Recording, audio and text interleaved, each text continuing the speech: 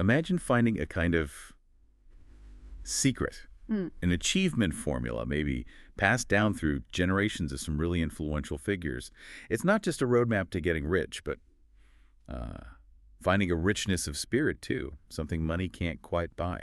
Sounds pretty intriguing, doesn't it? It really does, and today that's exactly what we're digging into. Think and Grow Rich. It's this classic book, really unlike any other, and its ideas came straight from talks with Andrew Carnegie. Our goal here is basically to explain this book for you, our listener. We'll cover the main concepts, the practical stuff, some surprising bits, so you can get the big ideas without reading the whole thing cover to cover. Exactly. Think of this as like your shortcut to understanding a blueprint that shaped so many successful lives. Not just in business, I mean, but Yeah. in achieving real fulfillment. We want to unpack why Hill presents things this way. Okay, so where did this secret even come from? Well, it starts with Andrew Carnegie. You know, the steel guy, massive fortune. But what's maybe more interesting is he wanted to help other people achieve success too. He actually shared his own formula with Napoleon Hill. He basically gave Hill this huge task: organize these ideas, make them accessible for everyone, especially people without tons of time to figure it all out themselves. And what's really striking is how Carnegie thought about wealth. It wasn't just about the money, was it? Not at all. The book makes it clear. His formula, the one Hill wrote down, it's also about things like lasting friendships, getting along with your family, having sympathy, understanding people you work with, and finding that inner peace. These are all, kinds of spiritual wealth, just as real, maybe more valuable than cash. It's interesting, though, this magic formula, as he calls it. Yeah. It's never actually spelled out directly in the book. Right. It's mentioned like over 100 times woven through the chapters, but you won't find one sentence that says, here's the secret. Hill says it's kind of a two-part thing. And one part, he suggests, you might already have if you're genuinely ready for it. It's not something you can buy. It doesn't matter how much schooling you've had. It really boils down to a specific state of mind. Okay, so if it's a state of mind, not some hidden trick, what's the absolute bedrock? Where does it start? Well, the book is very clear on this. Everything humans create, everything they acquire, it starts as a desire. But not just, a hope or a casual wish. It's got to be this intense, pulsating thing he calls an ardent desire, a deseo ardiente, something that just takes over everything else. Right, it's where wishing turns into this absolute unshakable intention. There's a great story that illustrates this perfectly. Edwin C. Barnes and Thomas Edison. So Barnes shows up wanting to partner with Edison. Edison apparently said he looked like a tramp. No money, nothing going for him on the surface. But he had this unwavering desire. Edison, who was, pretty good at reading people, he saw it right away. He said Barnes was just determined to get what he was after. He wasn't going to give up. That kind of grit is amazing. He takes this really minor job in Edison's office, right? Yeah. But in his head, he's already a partner. He just keeps feeding that desire, working this low-level job for 5 years. Then finally, his chance comes. Yeah, there was this dictating machine Edison invented, but nobody could seem to sell it. Barnes steps up, nails it, sells a ton of them, and that's how he finally became Edison's partner. He literally thought himself into that partnership and then, grew rich from it. It really shows that principle in action. Absolutely. And it connects to what Hill calls the burning ships principle. You know the story. The general lands his troops, burns the ships behind them. No retreat possible. Conquer or die. Yeah. Hill says that's crucial for developing that ardent desire. You have to cut off all other possibilities. Focus everything on that one goal. You see that same kind of commitment with people like Marshall Field, right, after the big Chicago fire. Exactly. Everyone else is thinking of leaving the ruined city. Field stands there, points to the wreckage of his store, and says, basically, right here, I'm building the biggest store in the world, even if it burns down again. Total commitment. No backup plan. That's the power of a definite decision fueled by that burning desire. Okay, so you've got this intense desire. How do you actually turn that into, money or whatever your goal is? The book gives a really practical blueprint, 6 specific, very defined steps to transmute that desire into its financial equivalent. Okay, step 1. Determine the exact amount of money you desire. Got to be specific. No, I want a lot of money. How much precisely? Right, be specific. Step 2. Clearly define what you intend to give in return for the money. What service, what value. It's always an exchange. You don't just get it. Makes sense. Step 3. Set a definite date. A specific deadline by when you intend to have this money.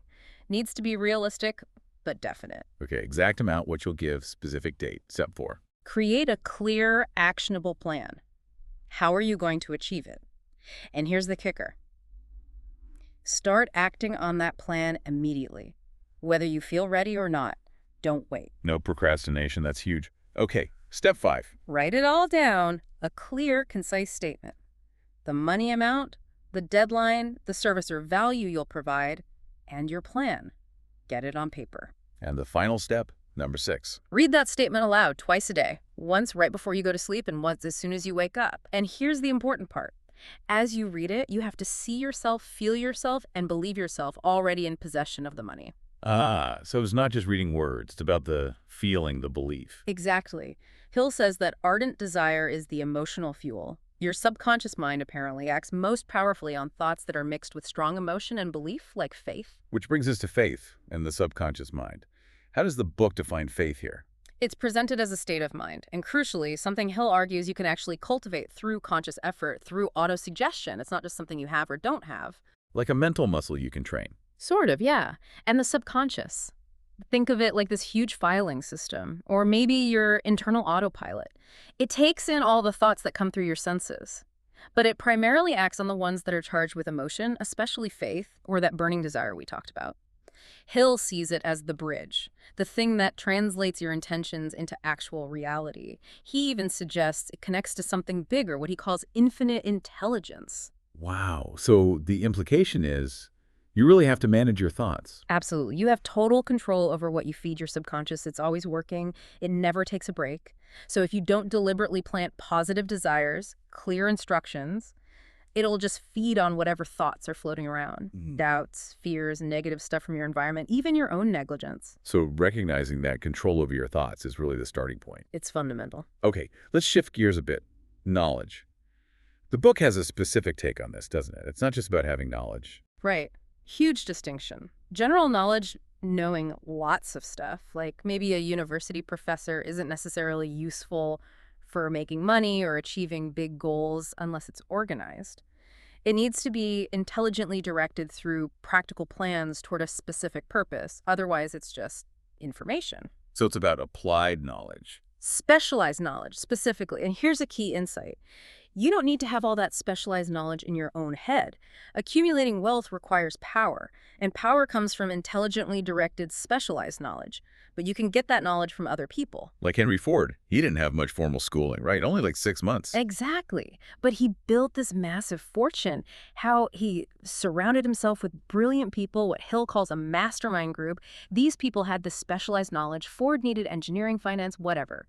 Ford knew how to acquire and use their knowledge. That was his genius. That really flips the script on needing to be the expert in everything yourself. Totally. And it leads to another point. Successful people never stop learning.